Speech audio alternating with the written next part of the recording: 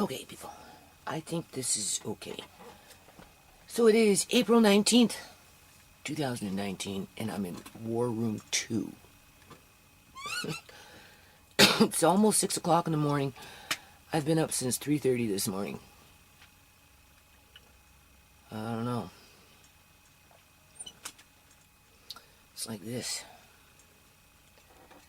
So anyway, first thing I want to say is I'm going to call this video Take It to the Streets. I already said in my past video I was going to take this stuff out to the streets. So this is how I'm going to do it. Over the next month or so, it's still kind of rainy outside, right? But I'm going to see if I can, more than likely, take my DJ equipment out to some private property. In other words, a business front, right? Where I'm not going to be harassed by the city because I'm doing it up in a park or something like that, right? And I'm just going to set up a table for general information to start brainstorming on the truth of the matter of fentanyl-related deaths and the physical reactions to the body around those deaths under a variety of circumstances that involve multiple drugs that are combined. Because that is the gray area, people, of where the so-called professional can come to you and simply say, there was cocaine in her system and there was fentanyl in her system, but the cocaine offset the fentanyl, so we can't really tell you how long it took for her to die. Because ultimately she was pronounced brain dead, 5 days after she died.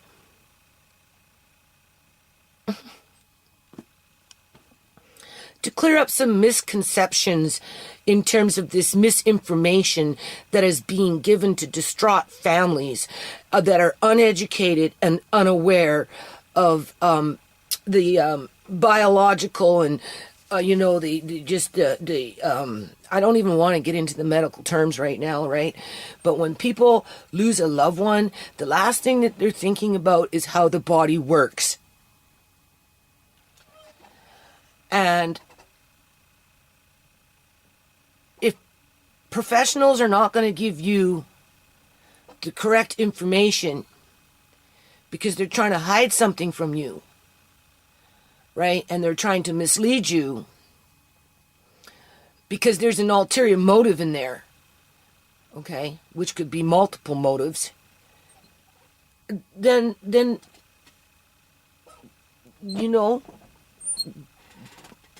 being uneducated is ignorant. And we live in a time where ignorance gets you killed.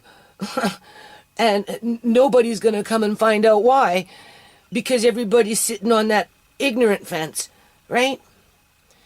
So, being that people out in the community, and I don't want to just single out homeless people that are displaced, right? I'm just going to take it to the general public to see what they have to say about how people die from fentanyl when it's being introduced to the body. Right? So that if somebody dies in your family, you can, through your navigation and travels, you can get to the information that you need to understand how it happened. Versus, it was the cocaine that offset the fentanyl, so therefore we really don't know how long it took for the fentanyl to kill the person because there was cocaine in there. I'm not really coming out with what I want to say, people. All I know is that the professional people that are out in our community picking up these bodies and doing what they want with them aren't giving the families correct information. On one hand, You go into the internet, Google fentanyl, and the majority of the freaking information that is being fed to you as a public tells you that when you come into fentanyl, almost immediately you will die if it's beyond a certain amount, which is just a few grains of salt. But yet, somehow, when there's cocaine mixed in there, even though the fentanyl is the more powerful drug, the cocaine has the ability to put off the fentanyl for an X amount of time. What, 5 minutes, 10 minutes, 15 minutes, an hour, 5 hours?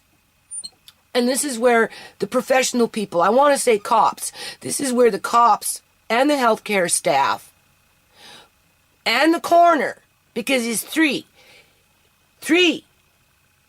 the magic number. I'm boiling water because I'm making myself a coffee so I can do this video, even though I know I got cops out there on the fucking streets lurking in the dark with their spyware, probably listening to my conversation. But it is what it is. Right? So I got my mind on the water now because I want the coffee so I can explain why I'm taking it to the streets. Because in all my travels, I'm going to just say this and then I'm going to go make my coffee and come back. In all my travels, after Shimei died, and talking to different individuals that do drugs and who don't do drugs, and think that they know about drugs just because they went to school and learned on it, right? So you got 3 different groups of people telling you 3 different things.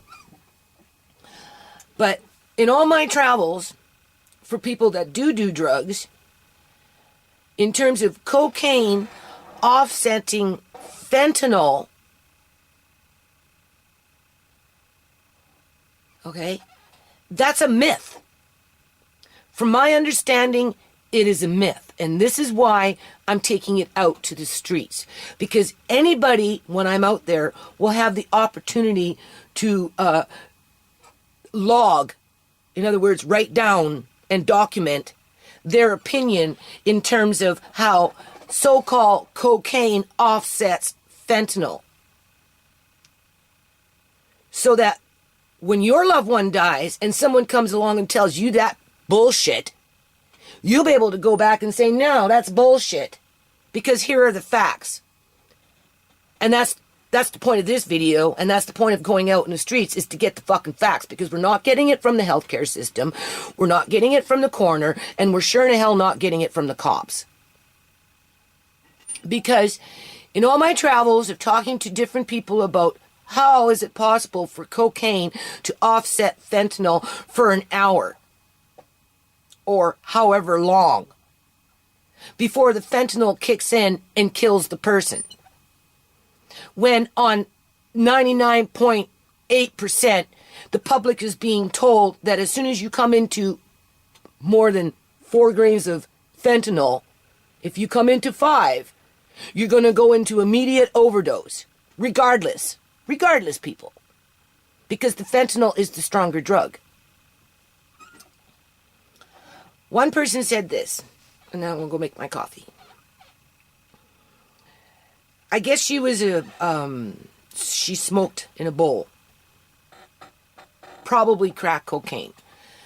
People don't normally smoke cocaine itself in a bowl. They smoke the crack cocaine, which is just basically cooked up with baking soda. Right? So I'm assuming that she was smoking crack, okay? Because it was a cocaine-based particle that she was smoking. And she said that she had smoked and everything was fine. She went to sleep, whatever, got up, decided to have her hoot before she started her day, took a puff, and because there was a grain of fentanyl in the bowl that hadn't got smoked from the first time she was smoking, as soon as she drawed in the air into her lungs from that pipe, she went into immediate overdose. Doesn't sound like the cocaine is offsetting the fentanyl to me. It sounds like she came into contact with some fentanyl while she was doing cocaine for however long, And as soon as she came into the contact with the fentanyl, that's when she died. This is not what the cops are telling you, though, as a grieving family. They're just coming in and saying, oh, well, you know, the cocaine just offset the fentanyl. Well, what does that mean? Well, we're not really too sure. We just know that it prevented the overdose from happening immediately, so therefore your daughter died as a suicide or an accident. Rubber stamp, let's move on and not talk about it anymore. Case closed. No, people, the case is not closed. So I'm going to go make my coffee and I'm going to come back. Okay. Anyway, I'm back. Get on with this video and get on with my day. I always think I'm going to get all dressed up.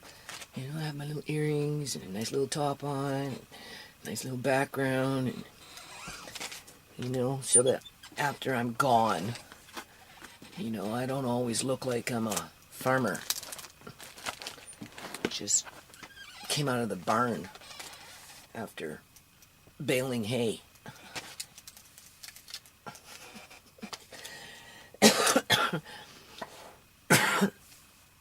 Besides that point. Okay, so what was I gonna say? So prior to shutting this off, the case is not closed. So this video is take it to the streets, no, case not closed. Okay, and speaking of that,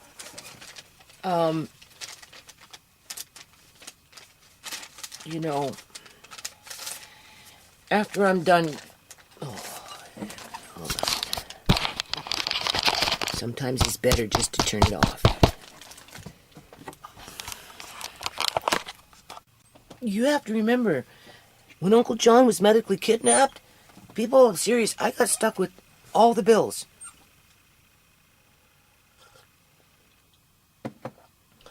CIBC Bank alone gets close to $300 a month just in interest. It's been like that forever. So it's not like I can just go off and buy a new camera, right? You know what I'm saying? So anyway, with Shimei's case not being closed, in my opinion, and knowing what I know, and even though we know, okay, people, that there is violence against women, where a lot of partners and ex-partners murder women for control purposes and whatnot, right? Men-on-men violence, I think, is a more probable occurrence in society than it is on men-on-women. In the true numbers, not the numbers that are being documented, but in the true numbers, because if the true numbers were being documented, many of these, this is where I'm going with this, okay? Many of these men who are dying under the fentanyl crises and having their death rubber stamped as either a suicide or a accident based on them being in, and this is where the coroner and likewise people mislead the public, based on these individuals being alone by themselves while they go in, you know, into an overdose situation to where they die. Oh my God, this camera didn't do a damn thing to it. Right? And where a lot of these men are coming in from single room occupancy residence. That's the part that's not being told to the public. Right? What's being kind of put out to the public is they're like working men that, you know, have their lives in order and pretty much, and, and they just depressed and, and went off and did something stupid. When in fact, it's a lot of disenfranchised people that are in, very volatile, unpredictable situations based on, poor housing accommodations a lot of the time. And if you take it to the streets and you're out in the streets, the street politics, becomes the major dictator as to how people are treated in any given community, because it's not just isolated to one community. In other words, Gateway up in the Wally area of Surrey, British Columbia, Canada, is not the only community in all of Canada that has violent street politics where men will kill men. And yes, men do kill women, but I would think on a statistical level, the level of violence against human beings, because men go to war, and when men go to war, what do? Men fight with men. Very seldom do you see women out in battle. The women are in the tents giving triage, right, in terms of emergency medical services and that type of stuff. It's the men, though, that are out in the fields doing battle. That same primal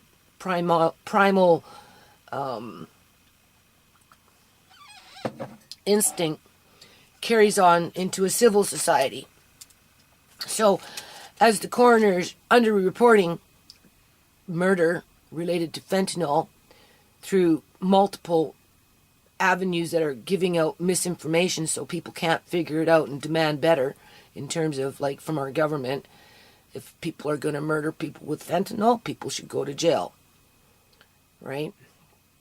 And we need to adopt in more United States sentencing protocols in terms of, you murder somebody, you go to jail for life. That's it. Right? And if need be, bring back the death penalty. But besides that point, so if I'm going to take a stand in terms of the case is not closed with Shimei, I think other cases that have been closed that are fentanyl related in terms of death, that have been tucked away at the coroner's office in terms of case solved, should be reopened and reinvestigated. Because I do believe, and I know it's happening, people, because I've already spoken to the people out and about that live in the community that deal with this stuff, and it's called hot capping. Hot capping is just a different way of, like, putting a hit on somebody, right? It's just a different street term, just a different street slang. So, but our professional public servants aren't taking it serious, and they're not doing anything about it, because the financial kickbacks to provincial government as a whole, and I've said this before, and to the individuals that participate in white-collar criminal activity through conspiracy, right? In terms of, they have all the resources, they have all the networks, they have all the support systems in place. If they get caught, they can fight it, like with Fraser Health Authority and Uncle John, right? Fraser Health Authority is using the taxpayers' money to fight me to say that they are trying to still protect John after all these years. When in fact they exploited John and they never protected him. What they did is they put him in harm's way and they brought him to an early death as they robbed his money. Right? And that's for somebody that had money. For the ones that don't have money, they get stuck in these single room occupancy situations, and one by one they are dying off through that 1 grain of fentanyl being mixed into their normal supply of drugs, which has a kickback to save the provincial government X amount of dollars year after year, compound from the moment that person dies, on top of any residues, right, that come in from organ harvesting in terms of supply and demand, not to mention what's happening through the black market, right, in terms of what happened to Chimay. Because Chimay was strictly done through the black market, people. Okay? So, take it to the streets, right? Start asking people what their opinion is and how people die from fentanyl once it's introduced to your body. You know, narrow it down to the different reactions, to the different way it's being introduced to the body versus, you know, being rubbed on the body versus being pricked on the body versus being put into a drink and then somebody drinks something or eats something versus having somebody come up and put it in your mouth and go like that as they hold you and you struggle, and it would take, you know, depending on the amount, right, not much to subdue a person that's never been subject to building up a tolerance to that particular drug in relation to fentanyls, the fentanyl analog, because there's more than one, right?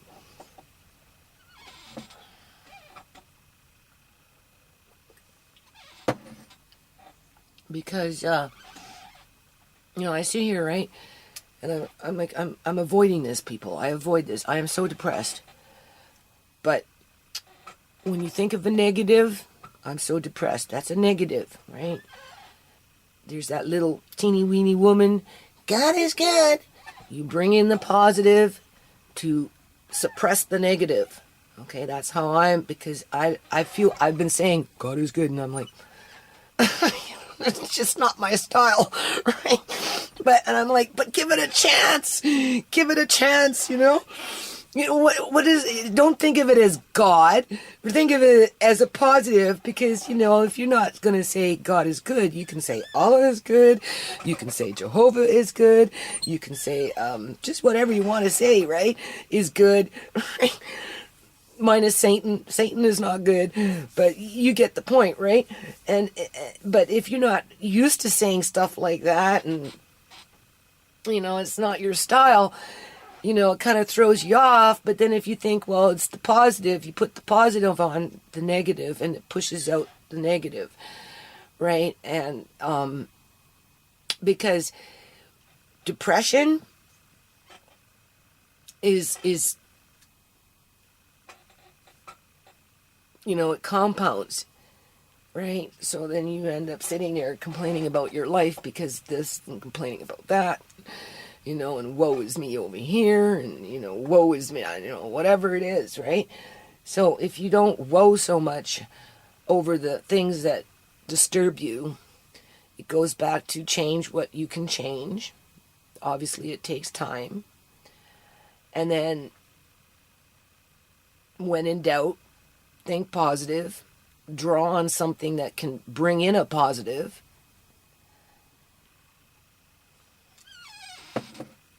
Because if I take this to the street, there was a point to that, okay? If I take this to the street, which I'm going to, because I think it's important for the public to get a handle on that misinformation in relation to, well, the cocaine offset the fentanyl. Well, what does that mean? You know? But when you're a poor person like me, and there's really not much you can give, because I'm like, okay, if I go out on the streets, you know, I can bring the DJ equipment. If I'm going to bring the table, you know, I might go as far as out to bring out DJ equipment. Not for me. I'm not bringing out the DJ equipment for me. I'm bringing out the DJ equipment for the people who walk past and who want to stand around and hover and just interact. That's why I'm going to bring out the DJ equipment when I take it to the streets, because that's something that I can do, right? Instead of like, you know, here's the negative. Oh, well, I want to take it to the streets. But what can I give the people? I know how people are. People like to get something for something. Just people. It's not that people like to get something. Sometimes they just like to be acknowledged, and just to, it could be something as simple as this, people. And I'm like, but you have nothing to give, right? You have nothing to give. And I'm like, but you gotta have something to give. Don't think about the negative. Think about the positive, right? There's gotta be something in there that you can give. Doesn't have to be anything big. It doesn't have to be anything expensive. It just has to be something kind, right? Just something that what do you call it?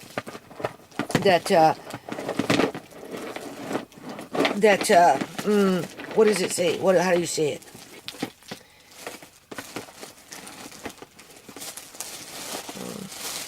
Just something kind, something that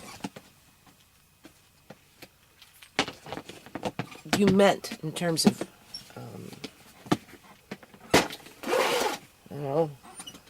goodwill. Anyway, and then I remembered, I have these things. I find that these things do better if they hang. They've been in a container. They're on real leather. They're on real leather. You can still see the coconut oil on them. When you have them in the house, hanging nicely, I'll show you the other batch. They're pretty nice. So anyway, I still have a whole whack of these around. I sent some to, where did I send them to? Florida, I think. I sent some to Florida. So I have these to give. And because Andre and I went horse chestnut gathering last year, I have more. Plus I still have some from the year before that haven't been made into anything yet. So anyway, I'm like, okay, well, you've got that. I'm going to put that piece of paper. So I'm like, okay, you got that. Oh, God. I had a piece of paper here. I was reading from it. Well, I'm finding excuses not to go, right, people? Because, you're negative. You're thinking negative, right? You're depressed. And when you're depressed, you don't want to do anything. You just want to curl up and sleep, right? You want to find excuses not to do things. In other words, if you got cobwebs in the house, because every house gets them sooner or later, and they keep, gathering and gathering and gathering, and you're finding excuses not to get up there and, sweep them down, because they're just going to come back. So you might as well leave those ones. Over a period of 5-7 years, your house is going to look like it's haunted, right? So, if I take it to the streets, what can I give the people in terms of, so that when they walk away, right, they have something. So I came with the physical. Here's the physical. I won't have enough for everybody that walks by in a day, but I'll have some out there, and I'll even take the time to make a few more with Andre, because this is really Andre's walnut art, to prepare for that event. Right? So that if people want, they can either take it, or if they'd like, they can take one or whatever and make a donation. No pressure. If you want to make a donation, fine. If not, just take it and good luck to you. Right? And then, what else can you give people? I'm like, okay, so you're going out there and, obviously I want something for myself, and what I want is the information. What I want is the honest to God truth in terms of how these drugs interact with people's bodies when they're mixed, matched, and combined with, blah and blah and blah. And I want it documented so that when I take it to the provincial government, it's not just hearsay. Well, the cocaine offset the fentanyl. Well, what is that supposed to mean exactly? If you want to call yourself a professional, then show me the numbers. Show me how much cocaine can offset how much fentanyl. As it is, I'm being told that they can't even gauge in Shimei's body how much she had of anything in there. Outside of the coroner called me back and said, oh, well, she was on a steady dose of fentanyl as if she was being monitored in a hospital. What is that supposed to mean, people? Still haven't received the coroner's report. I suppose I have to take that to court. When in fact, as her mother, it should have been already sent to me, being that the case is closed. So that's what I get out of it. I get knowledge. That's what I'm going to get. I get the knowledge of individuals that are either educated on the matter in terms of those book statistics, or I get educated on the matter from people who actually face it every day and have experienced it personally and know the stories through their friends and their friends and their friends and their friends. Right? Well, and then I'm thinking, well, what else can you give the people if you do this? If you go out there and, you set up tables and, first it was just set up a table. And then I'm like, but you have DJ equipment and, it would be a fun day for people just to be something different in their life, right? Just something different, just to, wander on in and get to just, stand there and boogie with the music and, and give your 2 cents when you're ready to give it. And just, some people don't have that, right? They don't have family, they don't have anything, right? So for some people, that time, just being there, providing that opportunity for them just to get connected is important, and that's a positive. So that's something else that I can do in terms of a poor person, right? And through that comes hope. So that's a positive, right? If I go out there and I do my thing, invite people to participate, share the wealth, right? People walk away, the majority feeling more hopeful, even if it's just for a day or 2 or 3 or 4 or however long, right? For some. For others, it's going to piss them off, obviously, because the last thing they want is an educated public, right? Whether they're illiterate, it doesn't matter. They don't want there's a difference between being able to read and being literate and so-called educated compared to being, let's say, borderline or illiterate, but yet still be educated. Okay? They don't want an educated public, whether it's literate or illiterate. Because the more that the public is educated, the more that the public will expect results in terms of laws. And currently, there's a lot of laws through our legislation that is being broken from the very people who are supposed to uphold those laws and protect the public, to which they're not.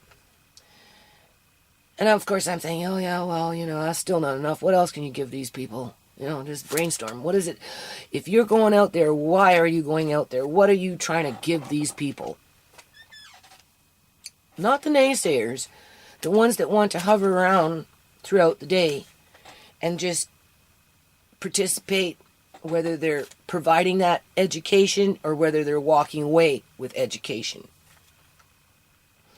Well, ultimately, that table and whatever's going on around that table is providing direction for people, right? Because even if everybody walks away after the event is over and they all go in their own different directions, in the end, up in here, right? Everybody's, you go this way, you go that way, but now they're now starting to make the detour and in mind.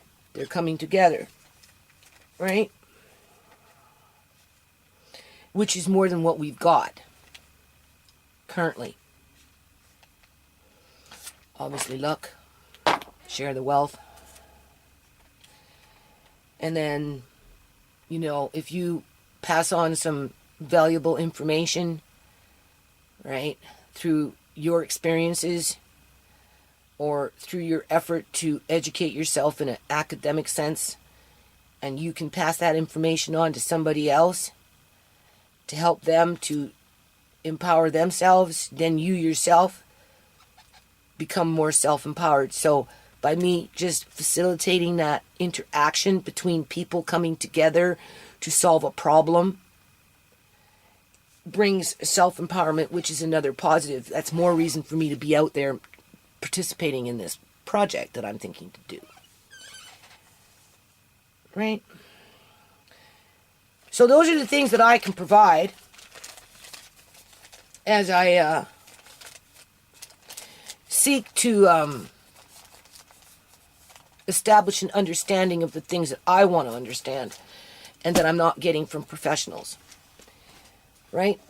So as I sit here and I look around, I'm trying to stay positive. Every now and then, I'm not doing it because I necessarily believe in it, but if I feel negative, I'm like, okay, you're feeling negative. I don't feel very positive in here right now, people. I'm supposed to be feeling positive, and I don't fucking feel positive. So when you're feeling not positive and you just feel like, right, I don't know. Jehovah's good. Let's just use Jehovah, okay? Jehovah's good. And then, get that little, in the background. Amen, right? Hallelujah, right? To steer you back on track of being positive. Doesn't matter what you're thinking about. If you're feeling sorry for yourself, drop the feel sorry for yourself and bring in that positive, even if it has to be something as simple as Jehovah is good. Amen. Okay, you're in a different time zone now, right?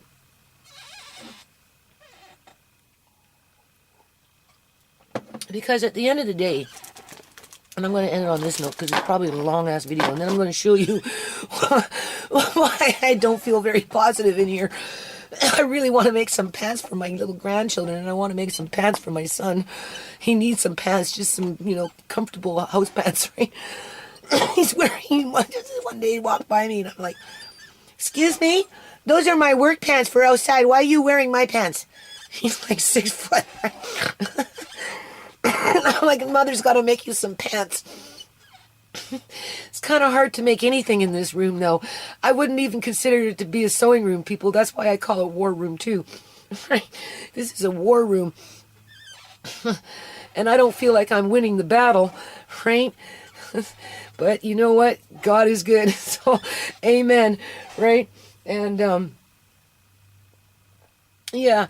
So I'm just going to show you this. I don't know. I was going to say something else, right? I'm just going to put this up there. So I don't know. I figure in the next, I don't know. I'm going to try and do this in the next month or so, right? 2 months, maybe max. Because whatever I do, and I'm going to tell you this, people. Andrew, are you watching? Whatever I do, it's going in with my documents in terms of when I take this to the provincial government. And have them get involved, right? In terms of, like, dispelling myths, right? And quite possibly reopening up some old case files through the coroner's office to really establish if each and every fentanyl death in the province of British Columbia was nothing more than an accident or a suicide.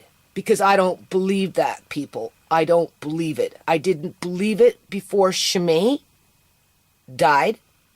Wanted to say murder. Okay? Because I was already hearing about people being hot-capped out on the streets. But until it happens to you and one of your loved ones, it doesn't seem real. Well, it is real, people. Shimei wasn't the first, and Shimei will not be the last. And that's why we have laws, right? Is to protect the public. Shimei was a part of the public. And that's why it's important to get the public involved. Because it will be the public that will, as they disperse, will come together and show the way, because they have no reason to lie, because for them it's a benefit to protect themselves, right? Because that's the kind of society we live in. You have to protect yourself. If you're going to be in hell, what part of hell do you want to be in, and what kind of fucking tools do you want to get yourself out? Because once you do die or disappear, as in the case of Uncle John, just up and disappear, nothing moves. Just you. Gone. And everything else stays behind. So, while you're here moving things around yourself, right? You fight depression, you fight the naysayers, you fight the devil in disguise, you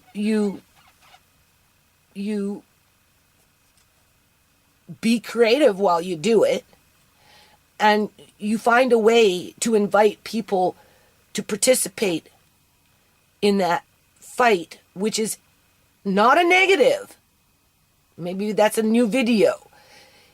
Fight is a negative word. So as soon as I say fight, it puts you into an, defensive mode? Right? Which makes you want to fight back by nature, by instinct.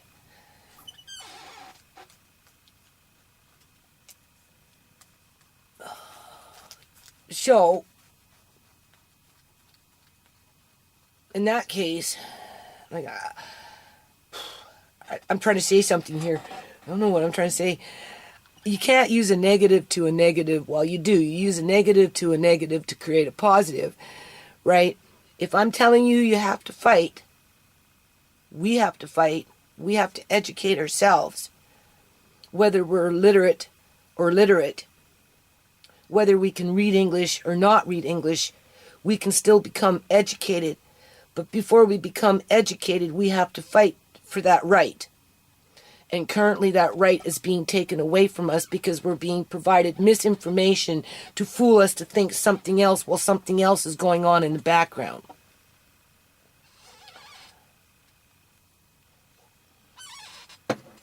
And you can't go in there singing Yankee Doodle, right? You can't, I'm going to go in there and sing Yankee Doodle, da-da-da, da-da-da-da-da-da. No, you go in there with your fucking sword and something else in the other hand, and you fight to get that positive. So I can simply just sit here and feel sorry for myself and do jack shit. That's what I'm trying to say.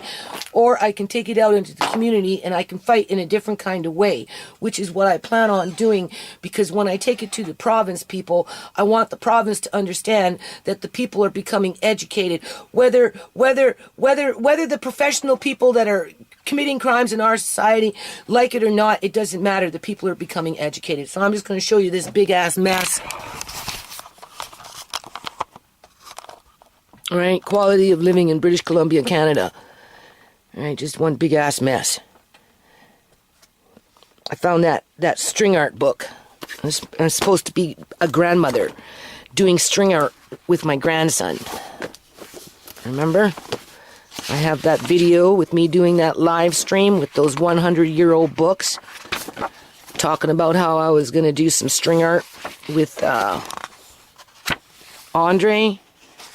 Make a bridge. That's an owl.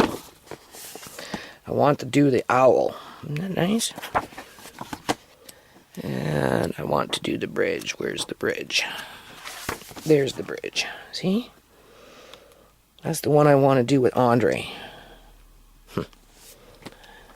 But it's kind of hard to navigate in here, people, to do anything other than it's a war room, which is kind of like a negative. But on a positive note, it pushes things forward. Okay, just as a side note, because this is why I do these videos, people. One, stick with the format. That non-profit is hanging on a thread, but it's still hanging on thread. Okay, just as I got off, right? Because I've been taking notes, eh? Today is the day, no matter what, that I'm going into War Room 1. I'm putting whatever scattered around in there, people. I'll do a little video before I pack it into a big bin. Just so I can go sit down in front of that computer and start typing. And whatever is on this piece of paper, and there's a few things there, right? You can see, right? I'm going to start listing it down. I got 20 pages. I'll push the limit, raise the bar. I'll probably do 21. If I need to, people, I will do 21. I'll try and cap it at 20. 20 pages for me, really, when I'm sitting down, it will not take me very long at all. So, but after I shut off this video, right, as I'm getting prepared to go onto War Room 1,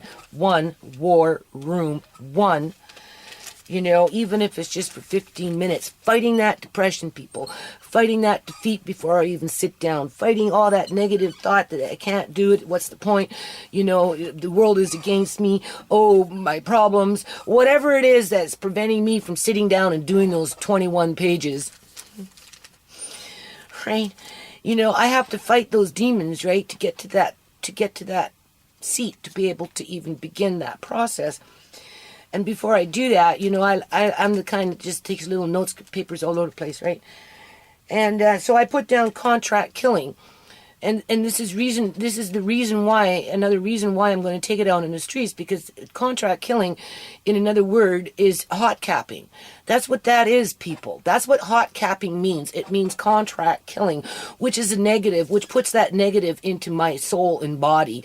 And then if I'm looking at, say, pictures of Shimei, narrowing things down, preparing for court, thinking, somebody's going to want that information, because obviously I'm going to see if I can find a lawyer ultimately in the end to represent what I'm going to be presenting next. But again, a negative, take it with a grain of salt. You can't depend on the justice system to provide justice, right?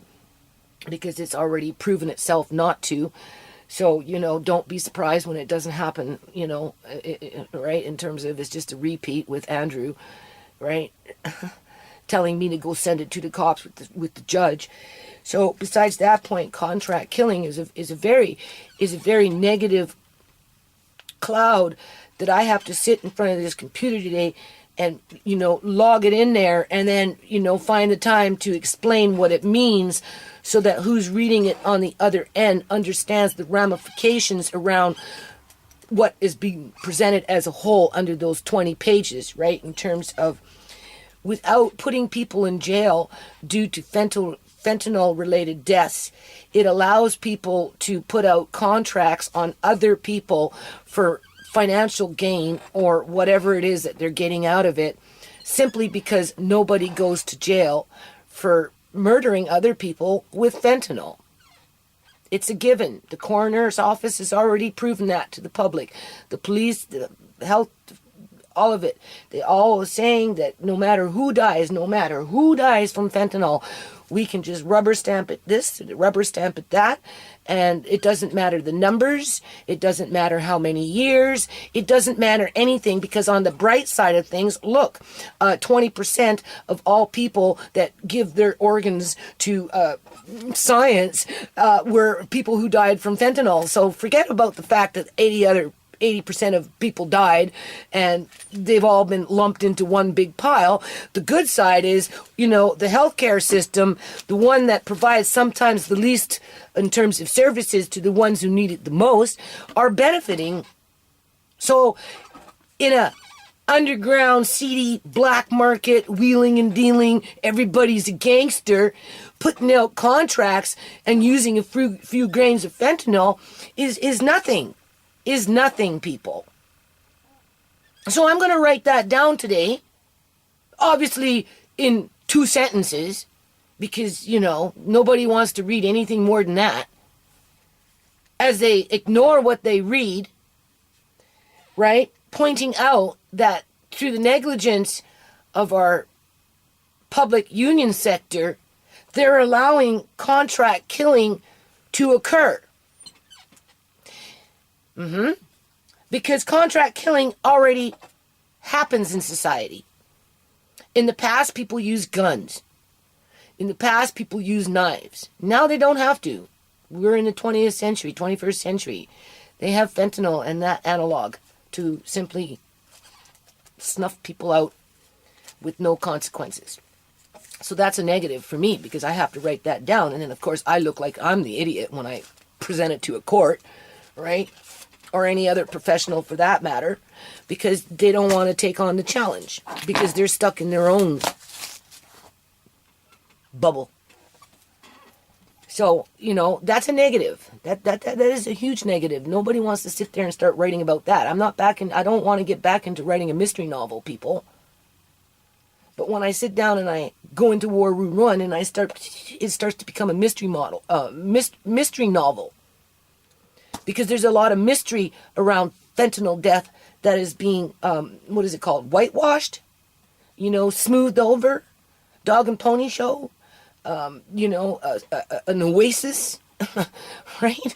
Where, you only get that surface visual of, oh, well, it was a suicide or it was an accident, never murder, never, never, never. Even though lots of people are corrupt for whatever reason and people have killed for less, with less. Right? So, where's my ammunition against that? Because sometimes, honestly, I feel like Shimei was a contract hit. I do, people. I do. I think it started in the operating room when she gave birth, when they did a C-section. I think some doctor made some snide remark saying what lovely insides she had. It was just a seed to plant. Because within 7 months, after having all her blood work done, her body screened for herpes and God knows what, which she didn't have, which is what they want, in terms of doctors that harvest organs. She was the perfect candidate to be an organ donor. But dead bodies don't lie, right? Or how do they say that? Dead bodies can't tell tales? Can't tell tales?